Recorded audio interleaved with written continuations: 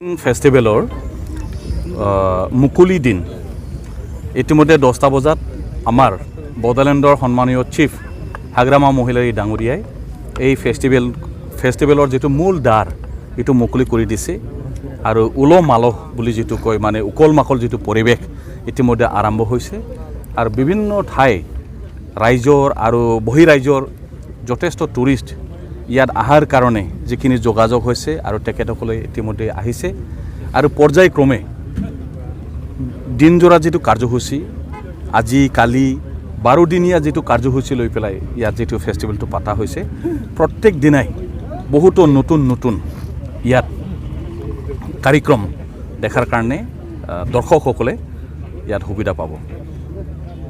কালি যেটো বিষয়টো আমি ভাগ্ৰামা মহিলাৰ প্ৰশ্নটো কৰিলো যে এইটো বৰ্জন কৰিব লাগে এইটো কথাটো হ'ল ব্যক্তি হিচাপে যেটো বিবেচনাৰ কথা হয় যে ইয়াত কোনো তেনেকুৱা ধৰণৰ এন্টি সোশ্যাল এক্টিভিটি ইয়াত কোনো প্ৰশ্ৰয় দিয়া নহয়। মূল কথাটো হ'ল ডেইজিং ফেষ্টিভেলৰ যেটো মূল উদ্দেশ্য বা ইয়াৰ যেটো প্ৰমোশন আমাৰ যেটো এথনিক কালচাৰেল আইডেন্টিটি ইয়াৰ যিখিনি আমাৰ বৈশিষ্ট্য গাঁৱলীয়া যেটো জীৱন ভিলেজ লাইফ আৰু আমাৰ যিখিনি আমাৰ প্ৰাকৃতিক সৌন্দৰ্য সেইটো প্ৰমোশন কৰি পেলাই ইয়াত পৰ্যটক দেশ বিদেশৰ পৰ্যটক আমি আকৰ্ষণ কৰিব বিচাৰিছোঁ ডেইজিং ফেষ্টিভেলৰ মাজেদি। আমি য'ত ইয়াত থিয় দিছোঁ ইয়াৰ ঠিক উত্তৰে 13 কিলোমিটাৰ উত্তৰে আমাৰ মানাস নেশ্যনেল পাৰ্ক যেটো world heritage site tiger project extension হ'ল তো গতিকে আজিৰ পৰা তাতো আমাৰ এলিফেণ্ট আৰু জীপ সাফাৰী আজি আৰম্ভ হ'ব। তো এইবোৰ কথাটো হ'ল আমি আমাৰ অঞ্চলক লৈ পেলাই আমি গৰ্ব কৰিব লাগিব আৰু এইটো আমি ভালদৰে প্ৰমোশন কৰিব লাগিব। আজি পৰ্যটনটোৱে হ'ল আটাইতকৈ নিয়োজন দিব পৰা এটা উদ্যোগ সবতকৈ এমপ্লয়মেণ্ট দিব পৰা ইণ্ডাষ্ট্ৰি বুলিলে আজিৰ পৃথিৱীত দ্যাট ইজ টুৰিজম। তো ইয়াৰ কাৰণে এইটো এটা প্ৰমোশনাল এটা প্ৰগ্ৰাম হিচাপত আমি কৰিছোঁ। এইবিলাক আমাৰ তাত নাছিল কিন্তু নাছিল বুলি আমি নকৰিম সেইটো নহয়। এতিয়া সমাজত ৰাজ্যত দেশত নতুনত্বৰ প্ৰয়োজন ইনোভেশ্যনৰ প্ৰয়োজন আৰু এই ইনোভেশ্যন এটা আইডিয়া এইটো এটা চ্যালেঞ্জ হিচাপত লৈ পেলাই আজি সকলো এই অঞ্চলৰ ৰাইজে কাম কৰিছে। অসম টুৰিজম BTC টুৰিজমৰ বিষয়ববীয়া সকলো দায়িত্বত ইয়াত আছে আৰু স্বয়ং এইখন ফেষ্টিভেলৰ চেয়াৰমেনজন হ'ল আমাৰ চিৰাং ডিষ্ট্ৰিক্টৰ আমাৰ DC মহোদয়।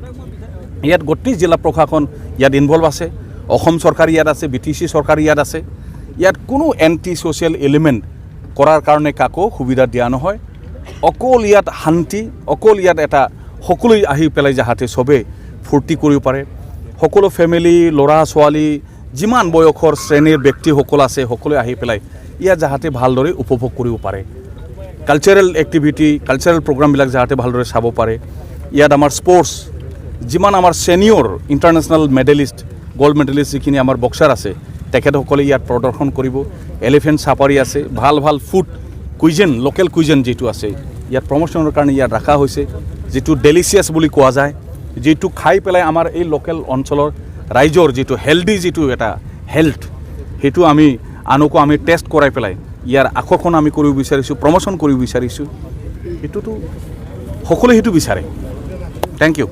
2019-20 প্ৰথম অৰ্থাৎ মুকলিৰ দিন এই দিনত সকলোকে মই শুভেচ্ছা জ্ঞাপন কৰিছোঁ আৰু সকলোকে আদৰণি লৈছোঁ।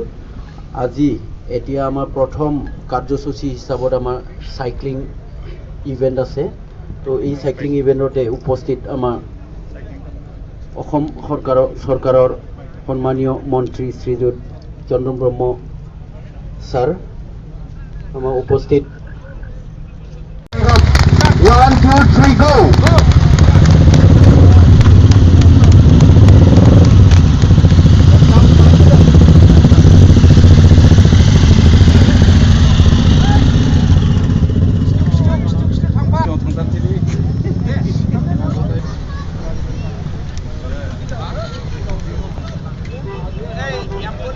ডিপাৰ্টমেণ্টৰ MD আৰু অফিচিয়েলছ আৰু বিষয়ববীয়াসকল আৰু লগতে আমাৰ ফেষ্টিভেলৰ সকলো বিষয়ববীয়াসকলৰ লগত সকলোৱে আমাৰ সাইক্লিং ইভেণ্টছত পাৰ্টিচিপেট